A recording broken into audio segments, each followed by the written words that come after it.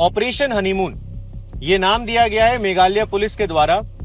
जो इंदौर का कपल मेघालय घूमने गया था और उसमें राजा जो हस्बैंड थे और सोनम जो वाइफ थी, उसमें राजा की बॉडी एक ट्रक के पास मिली और उसके पास सोनम की एक व्हाइट कलर की शर्ट भी मिली थी। तो लोग ऐसा अनुमान लगा रहे थे कि शायद से सोनम को कुछ लोग किडनैप करके ले गए।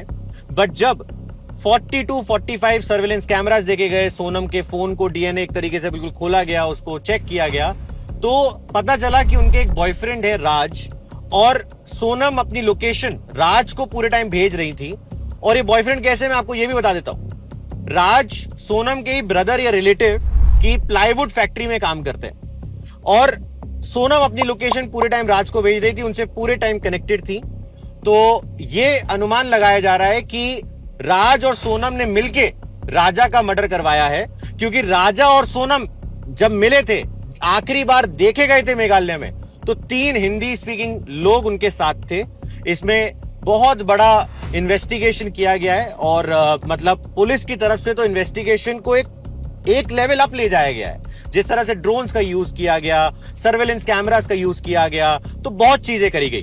बट इन सब में यह समझने को मिलता है, जो रिपोर्ट्स आ रही हैं, कि सोनम ने यह शादी जो मई के बिगिनिंग में सेकेंड वीक में करी राजा के साथ, वो इसलिए करी क्योंकि उनके फादर चाहते थे ये शादी हो, और सोनम ये नहीं चाहती थी कि मेरे फादर की तबीयत खराब हो जाए या उन्हें हार्ट अटैक आ जाए इन सब चीजों की वजह से।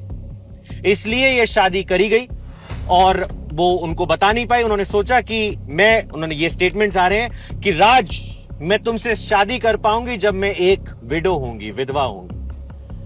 राज और सोनम की जो सच्चाई है वो हमारे सामने आ जाएगी बहुत जल्दी, जब इंक्वायरी कंप्लीट होगी। तब तक मैं इस पे कोई बहुत ज्यादा टिप्पणी नहीं देना चाहता। बट इसमें राजा की क्या गलती, वो कोचिंग इंस्टीट्यूट के ओनर की क्या गलती, जिसने बस शादी करी, प्यार किया और अपनी जिंदगी आगे बढ़ाने की कोशिश करी। आप लोग बताइए इस पे आपका क्या ओपिनियन है।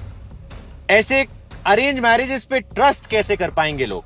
और मैं एक और बात कहना चाहूंगा कि मेघालय के लोग रोड पे उतरे हुए हैं, पीसफुल प्रोटेस्ट कर रहे हैं कि मेघालय आइए, इस केस से मेघालय की टूरिज्म को कनेक्ट मत करिए। और मेरी भी यही रिक्वेस्ट है, इंडियन एक्सप्रेस ने भी कल इसको कवर किया कि एक स्टेट को, उनके टूरिज्म को, इतनी सुंदर जगह को इन सब चीजों के बीच में नहीं लाना चाहिए।